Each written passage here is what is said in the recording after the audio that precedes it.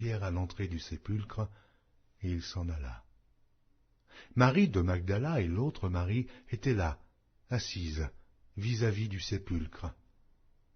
Le lendemain, qui était le jour après la préparation, les principaux sacrificateurs et les pharisiens allèrent ensemble auprès de Pilate et dirent « Seigneur, nous nous souvenons que cet imposteur a dit, quand il vivait encore, « Après 3 jours, je ressusciterai.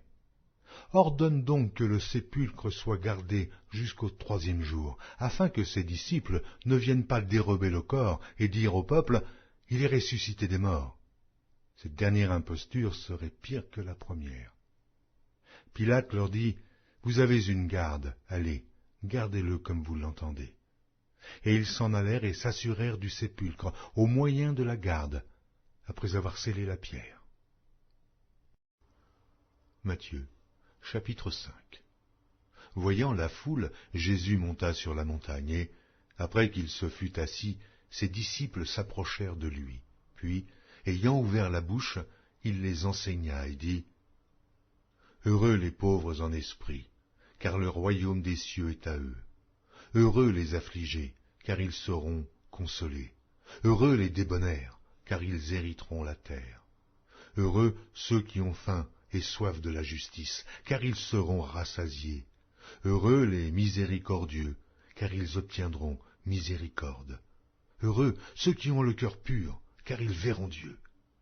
Heureux ceux qui procurent la paix, car ils seront appelés fils de Dieu. Heureux ceux qui sont persécutés pour la justice, car le royaume des cieux est à eux. Heureux serez-vous lorsqu'on vous outragera, qu'on vous persécutera, et qu'on dira faussement de vous toutes sortes de mal à cause de moi.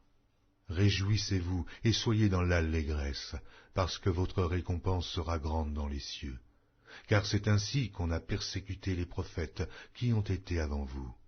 Vous êtes le sel de la terre, mais si le sel perd sa saveur, avec quoi la lui rendra-t-on? Il ne sert plus qu'à être jeté dehors et foulé aux pieds par les hommes. Vous êtes la lumière du monde. Une ville située sur une montagne ne peut être cachée, et on n'allume pas une lampe pour la mettre sous le boisseau, mais on la met sur le chandelier, et elle éclaire tous ceux qui sont dans la maison. Que votre lumière luise ainsi devant les hommes, afin qu'ils voient vos bonnes œuvres, et qu'ils glorifient votre Père qui est dans les cieux.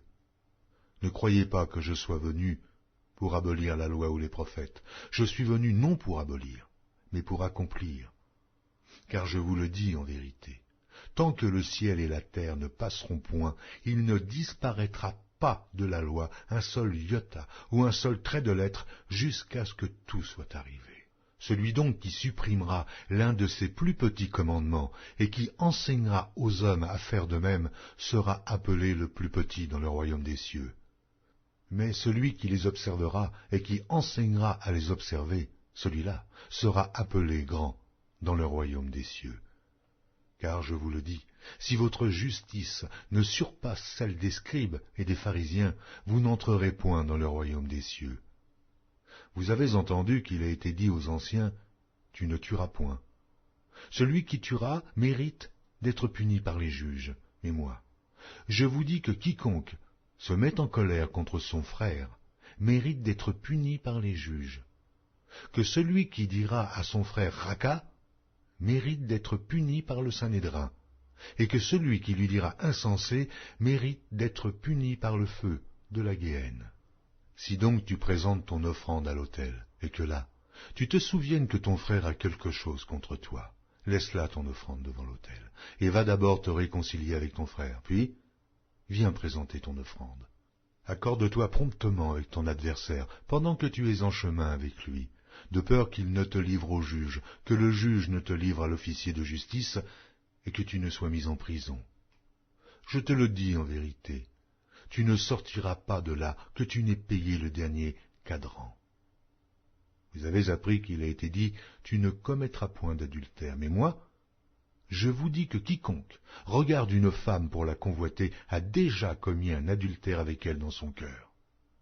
Si ton œil droit est pour toi une occasion de chute, arrache-le et jette-le loin de toi. Car il est avantageux pour toi qu'un seul de tes membres périsse, et que ton corps entier ne soit pas jeté dans la Guéhenne.